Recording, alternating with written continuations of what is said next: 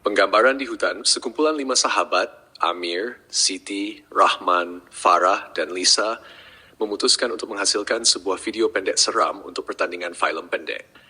Mereka memilih untuk membuat penggambaran di sebuah hutan terbiar yang dikenali sebagai hutan gelap, tempat yang sering dikaitkan dengan kisah-kisah mistik dan penampakan makhluk halus. Pada suatu pagi yang dingin, mereka tiba di pintu masuk hutan gelap. Daun-daun kering berguguran dan suasana hutan itu kelihatan sunyi dan menyeramkan. Angin bertiup perlahan, membawa bersama bau tanah yang lembab. Amir, sebagai ketua pengarah, memberi arahan kepada rakan-rakannya untuk memulakan persiapan. Kita mulakan dengan babak pertama di kawasan pokok besar itu, kata Amir sambil menunjukkan ke arah sebatang pokok tua yang besar dengan akar-akar menjalar di sekelilingnya. Siti, pelakon utama, mengenakan pakaian putih yang koyak-koyak untuk wataknya sebagai hantu. Rahman dan Farah, juru kamera dan juru teknik bunyi, menyiapkan peralatan mereka, manakala Lisa membantu Amir dengan skrip dan pencahayaan. Penggambaran berjalan lancar pada mulanya. Namun, semakin mereka masuk ke dalam hutan, semakin mereka merasakan suasana yang aneh. Burung-burung yang biasanya berkicau riang tiba-tiba senyap. Tidak ada bunyi serangga atau apa-apa sahaja yang biasanya boleh didengar di hutan. Sewaktu sedang merakam babak di mana Siti perlu berjalan perlahan-lahan di sepanjang laluan sempit, mereka mendengar bunyi bisikan. Suara itu sangat perlahan dan tidak jelas, tetapi cukup untuk membuat bulu roma mereka meremang. "Kau dengar tak?" tanya Rahman sambil melihat ke arah Farah. "Apa?" balas Farah, cuba menenangkan dirinya sendiri.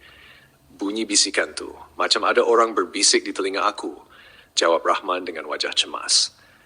Amir yang menyedari ketakutan rakan-rakannya cuba mengalihkan perhatian mereka. "Mungkin angin saja. Jom teruskan, kita dah tak banyak masa ni," katanya dengan tegas. Namun, perkara aneh terus berlaku. Kamera yang digunakan oleh Rahman tiba-tiba merakam sesuatu yang tidak sepatutnya ada.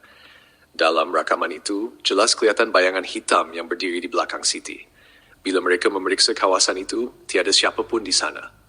Mereka semakin gelisah, tetapi memutuskan untuk meneruskan penggambaran. Malam semakin menjelmasai dan mereka beralih ke babak terakhir, di mana Siti perlu berlari melalui hutan sambil menjerit. Siti mula berlari seperti yang diarahkan, tetapi tiba-tiba dia tersandung dan jatuh. Ketika itu, suasana menjadi sangat sepi. Siti terbaring di tanah, matanya terbuka luas dan tidak bergerak. Rakan-rakannya bergegas menghampirinya. "Siti, kau okey tak?" tanya Lisa dengan panik. Namun, tiada respon dari Siti. Matanya tetap terbuka dan wajahnya pucat. Rahman cuba mengangkatnya, tetapi tiba-tiba Siti bangkit dengan cepat dan menolak Rahman dengan kekuatan yang luar biasa. Matanya kini berwarna hitam sepenuhnya dan mulutnya bergerak-gerak seolah-olah berbisik sesuatu. Amir cuba mendekati Siti, tetapi dia diserang oleh satu kekuatan yang tidak kelihatan. Dia terhempas ke tanah dan peralatan mereka mula bergoncang sendiri. Lisa menjerit ketakutan dan Farah cuba menenangkan Siti, tetapi dia juga ditolak dengan kasar. "Siti, tolonglah. Ini bukan masa untuk bergurau," jerit Farah dengan nada cemas. Namun Siti terus bergerak dengan cara yang aneh, seperti dia sedang dikawal oleh sesuatu yang tidak kelihatan. Rahman, yang masih terbaring di tanah, melihat ke arah Amir dengan mata yang dipenuhi ketakutan. "Kita kena keluar dari sini sekarang juga." Mereka semua berusaha untuk mengheret Siti keluar dari hutan, tetapi seolah-olah ada satu kekuatan yang menghalang mereka. Ketika itu, mereka mendengar suara gelgelak ketawa yang menyeramkan bergema di seluruh hutan. Suara itu semakin lama semakin kuat, membuatkan mereka semua panik. Amir dengan seluruh kekuatannya berjaya menarik Siti dan memimpin kumpulannya keluar dari hutan. Mereka berlari sekuat hati, tidak mempedulikan apa-apa lagi kecuali untuk menyelamatkan diri. Setelah keluar dari hutan, mereka melihat Siti mula sedar kembali. Tetapi dia kelihatan sangat lemah dan bingung. "Apa yang terjadi? Kenapa kita di sini?" tanya Siti dengan suara yang serak. Amir dan yang lain memandang satu sama lain dengan cemas. Mereka tahu ada sesuatu yang sangat tidak kena di hutan gelap. Kejadian itu membuat mereka serik untuk kembali ke sana lagi. Namun, apabila mereka memeriksa rakaman video yang telah diambil, mereka menemui sesuatu yang lebih menyeramkan.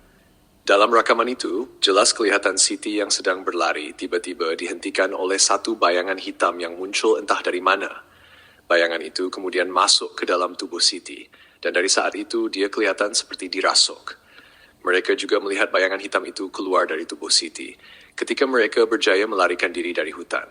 Rakaman itu menjadi bukti bahawa mereka telah mengalami sesuatu yang di luar logik dan pemahaman manusia. Mereka memutuskan untuk menyerahkan rakaman itu kepada pihak berkuasa dan melaporkan kejadian yang telah mereka alami. Pengalaman itu meninggalkan kesan mendalam kepada mereka semua. Mereka kini lebih berhati-hati dan tidak lagi mengambil ringan perkara-perkara yang melibatkan tempat-tempat seram atau mistik. Mereka juga belajar untuk menghargai hidup dan sentiasa berjaga-jaga dengan apa yang tidak kelihatan di dunia ini. Hutan gelap kekal sebagai satu misteri yang tidak terungkap, dan kisah mereka menjadi sebahagian daripada legenda seram yang diceritakan dari generasi ke generasi. Apa yang pasti, mereka tidak akan pernah melupakan pengalaman menyeramkan yang hampir meragut nyawa mereka di hutan itu.